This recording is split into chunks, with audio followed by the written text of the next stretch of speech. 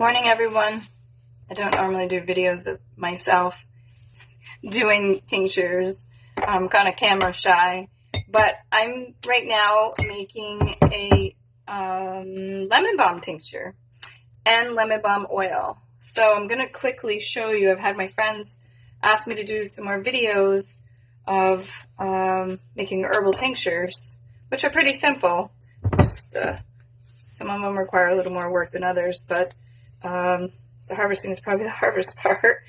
So this is lemon balm. I had to pick it because the weather was getting really cold at night, and I noticed it was starting to turn its purple coloring. So I want to get it before I lose it. And here is all we do. So this is pretty simple. Half-gallon jar of your choice, or quart jar, or a gallon jar. I'm just going to make a half-gallon today because that's what I have vodka for. And your vodka, I only use the 80 proof. You don't need 100 proof just to make a lemon balm tincture. I get the cheapest because that's what is all you need. You don't need to go spending a ton of money. So let's put this here so you can see. I chop up even the, I don't go pulling every little leaf off. I'd be here all day. I just take the bunches and just cut them and get them in the jar. I fill it to the top,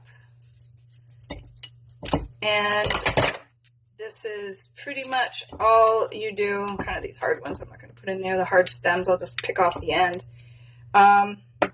Enjoy the smell of it while you're doing it because this is the most flavorful. This one in mint is probably the best tinctures that I like doing because they just smell so good. The whole house will smell like lemon when I'm finished.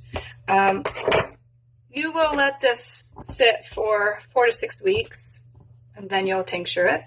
I will fill this to the top, but I'm going to pause this for a minute and come back and show you what else I do. But you'll let this sit for 4 to 6 weeks.